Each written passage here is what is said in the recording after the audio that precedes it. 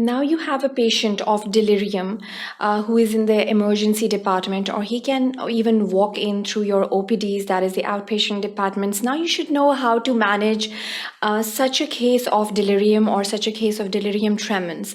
Now it's again very crucial. Basically, you have to assess the patient. Again, the assessment is very important. You have to include the severity of the disease, that is whether he's suffering from a mild, moderate, or a severe form of delirium. And again, the causative factors are going to be ruled out. We have to keep the differential diagnosis in the mind, the infections, the dehydration, the retention. It can be the urinary retention, the constipation. He may be suffering from any metabolic disorder or any infections, or even the strokes, that is the cerebrovascular accidents. So all of these have to be kept in mind. The imaging techniques have been carried out, and you have basically done the preliminary investigation in that particular individual, which included basically the lab investigations, the general physical examination, which included the vitals of that patient. Now, basically, all of these preliminary investigations will clear out the picture for the physician or the clinician, and he's going to basically make out a treatment plan, design a treatment plan, which is quite peculiar to that individual that he or she is treating. So over here in this section, we'll focus on the management of a patient who is suffering from delirium. So basically, the pharmacological and the psychological aspects will be discussed over here. It can be just the pharmacological aspects, or even just the psychological therapy that basically included the cognitive behavioral therapy. So all of these can be included. It can be a multifactorial approach to treat a particular patient. And then we have delirium tremens at our hand. How do you define the state and how do you treat and manage the state is again very crucial for the clinicians. Then we have the differences between delirium and dementia. Working as a practicing psychiatrist, you should know how to differentiate between delirium, and then you should know how to differentiate between dementia. There are particular characteristics which are quite peculiar to these two clinical conditions. So we'll be discussing all of this over here in this section. The management basically includes the prevention, first of all. We have to avoid the causative factors that we've already gone in detail into. We have to avoid the potential risk factors along with it. So the awareness of the risk factors is again very crucial over here. The volume replacement before the surgery. So it's very common post-surgically, and that is due to the dehydration. So volume replacement therapy is very crucial over here. Then secondly, we have to ensure the electrolyte imbalances and correcting anemias. So electrolytes and then the anemia can be one of the leading causes. So we have to manage these causative factors for the prevention of dementia. Then the treatment of the underlying medical cause is again very important. It can range from infections to traumas to CVAs. It can be the urinary retentions and the constipations or any other metabolic disorders that the person can be suffering from. Then we have the non-biological management of delirium. We can treat accompanying symptoms and behaviors as well. It would be basically according to the symptoms of the patient. Then attention to the communication and the environmental aspects is again very important. Delirium is usually frightening for the patient. So the counseling and empathizing with the patient is again very crucial over here. To communicate very clearly and regularly with the patient is again very important over here. We have to optimize the patient's sensory input along with it. The pharmacological management would basically include the acute therapy along with the prophylactic therapies.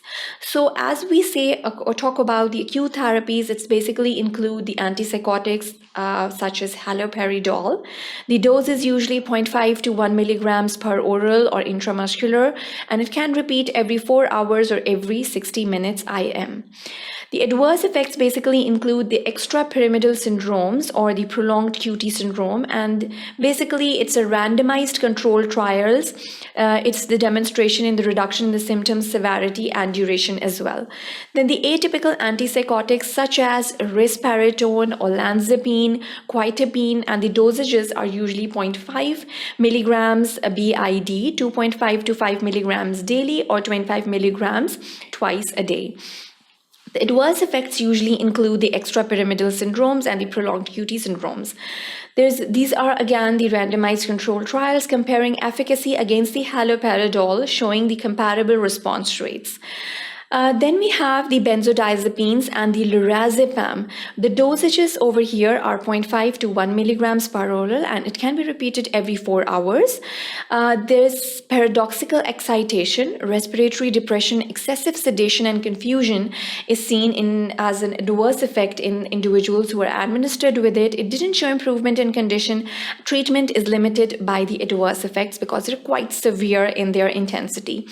Then we have cholinesterase inhibitors, for example, donazepam, that is 5 milligrams once orally, and nausea, vomiting, and diarrhea is observed in such individuals. No randomized control studies have been conducted. Some case studies have indicated basically they have been very promising. The results have been very promising in such cases. Then we have the prophylactic techniques, on the other hand, for the prevention of delirium. That basically included the antipsychotics, which is haloperidol, and the dose again is 0.5 to 1 milligrams per oral or IM, and can be repeated 4 hours or every 60 minutes. Extrapyramidal syndromes are seen as an adverse effect, and a prolonged QT interval is also seen in such individuals. The use in surgical cases may reduce the delirium incidence, and it needs to be confirmed in the additional studies as well. Now, the cholinesterase inhibitors, for example, donazepam, which is given 5 milligrams, nausea, vomiting, and diarrhea is seen along with it. The prevention studies have not demonstrated any efficacy. So all of this pharmacological treatment is available to treat patients who are suffering from delirium. Now, when we talk about delirium tremens, it's basically a rapid onset of confusion, usually caused by a withdrawal of alcohol. So this is basically how you define this condition. It's quite severe. Agitation and tremors and disorientation is observed in such individuals. Visual hallucinations are quite often seen in such individuals who are suffering from delirium tremens. Tachycardia, hypertension, fever, sweating, and disturbed sleep cycles or insomnia is observed also in people who are suffering from delirium tremens. Then we have been seeing the cases of dehydration and electrolyte imbalances as well. Now, you have to keep the patient in quiet and a safe environment. So this is basically how you treat patients who are suffering from delirium tremens. Sedation is done with diazepam, that is 10 milligrams, or lorazepam is given in such individuals. The dose is 4 milligrams IV, which is followed by the oral administration. We have to maintain the fluid and the electrolytes balances to be controlled. Then we have to reassure the patients and the family that he's going to be all right. How are you going to differentiate between delirium and dementia? It's again very crucial. There are a lot of characteristics we have to keep in our mind. First of all, the onset. In delirium, the onset is usually acute, and in dementia, it's usually a chronic onset, which is seen in such individuals. Then the progress is quite fluctuant in delirium, while in dementia, it's a gradual deterioration which is seen. When we talk about the variability, it changes over hours to minutes in delirium, and when we talk about dementia, it's variable over the days. The duration basically is days to week, and in dementia, it's over a period of years. The response to treatment is usually good in delirium, while it deteriorates despite the treatment in dementia. Despite giving the repetitive treatment, the dementia patients won't respond. Consciousness is quite clouded or impaired in delirium, and in dementia, it's very clear. The psychotic features are very early in delirium, and they are late in onset in the dementia.